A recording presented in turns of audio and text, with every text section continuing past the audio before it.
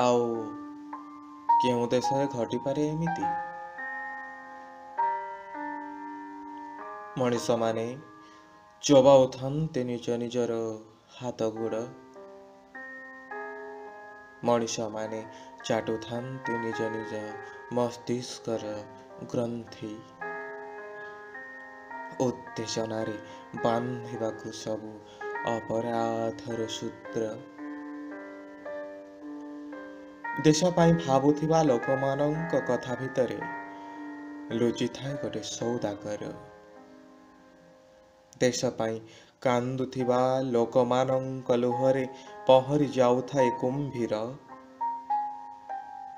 ଦେଶକୁ ଟେକି ଧରିଥିବା ଲୋକମାନଙ୍କ ହାତ ବଢ଼ି ଯାଉଥାଏ ଏକ ବିବର ଆଡ଼କୁ, ଯେଉଁଠି କେବେଠୁ ରାଜତ୍ୱ କରୁଥାଏ ଏକ ଅନନ୍ତ ଲାଳସା।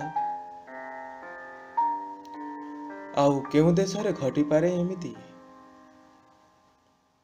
ଗୋଟେ ଖୌର ଲାଞ୍ଚି, ଗୋଟେ କେରଡ଼ାଗଡ଼, ଗୋଟେ ନନ୍ଦୀଗ୍ରାମ ବା କଳିଙ୍ଗ ନଗର। ଆଉ କେଉଁଠି ଥାଏ କୋଟିଏ ଦେବତାଙ୍କ ପାଇଁ ମନ୍ଦିର, 10 କୋଟି ଦଲାଲଙ୍କ ପାଇଁ ଦପ୍ତର, 100 କୋଟି ନିର୍ଦ୍ଦୋଷଙ୍କ ପାଇଁ ଜୀବନ୍ତ କବର।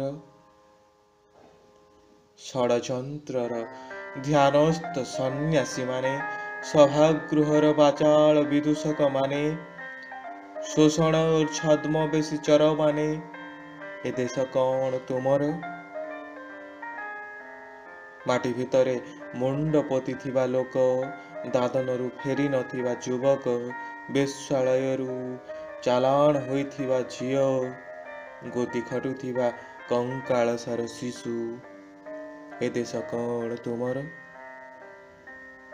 ନା ଆଉ କାହା ସାମ୍ରାଜ୍ୟରେ, ଆଉ କାହାର ପ୍ରତାରଣାରେ, ଆଉ କେତେ ଅବିଶ୍ୱାସରେ ପାଲଟିବାକୁ ଥିବା ଏକ ଧ୍ୱଂସାବଶେଷ ଏ ଦେଶ।